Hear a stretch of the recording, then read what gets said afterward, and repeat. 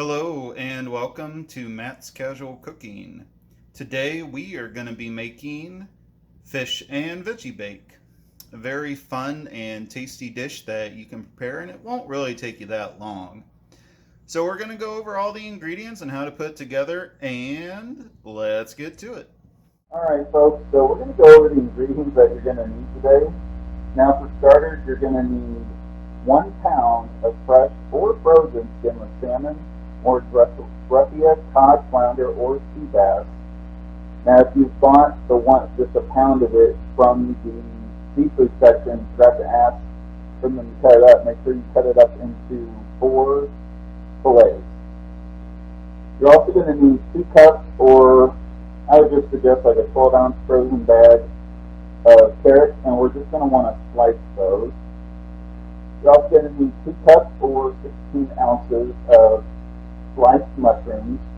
You're going to need 4 to 6 green onions, and you're going to want to slice those. I've already put them in the bowl here. You're going to need 2 teaspoons of fresh oregano, or you're going to need half a teaspoon of dried oregano. You're also going to need 4 cloves of garlic. You're also going to need a 1/4 teaspoon of salt, a 1/4 teaspoon of black pepper, and at least 4 teaspoons of olive oil. Now, also for this, optionally, you can use 2 teaspoons of finely shredded orange peel, and also for later, 2 medium oranges that you would want to thinly slice into it as well. So we're going to go over putting everything together here in a minute, and I will see you then. Alright folks, so what we want to do first is you want to go ahead and get out a quart pot. Just fill it with some water, as much as you think you need. And what we're going to do is once it starts to boil, you want to go ahead and add your carrots to this, and you just want to cook them for 2 minutes, and that's really it.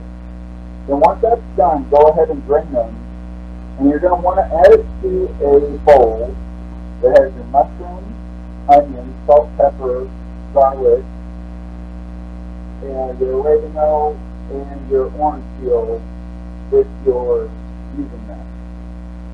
And then once that's done, we will move on to actually putting this together to go into the onions. So I will do that.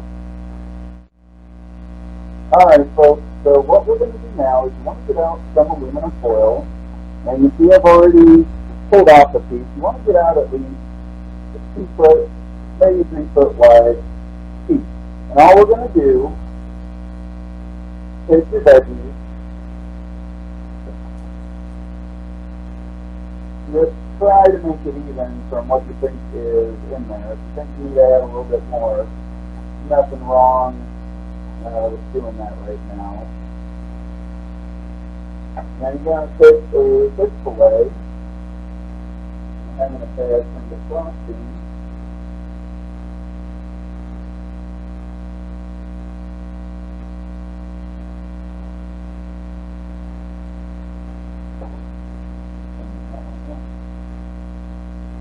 Alright, put it on top.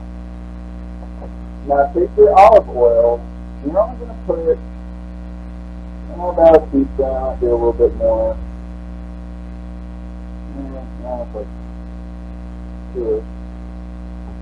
And then optionally, if you want, put a little more salt and pepper on top of it. You can also put on, if you're using the oranges, put them on at this time as well.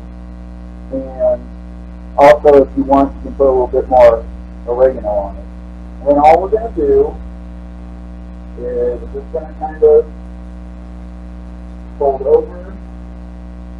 And you want to leave enough room to kind of crimp the sides up so you have a little package, but you also have a couple areas where you've got some steam able to come out of it.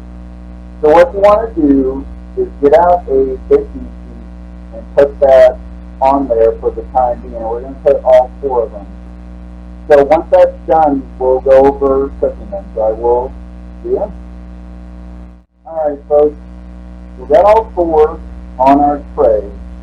Now go ahead and turn your oven to 350 degrees, and we're going to cook them for 30 minutes or until the carrots are tender and the fish is flaky.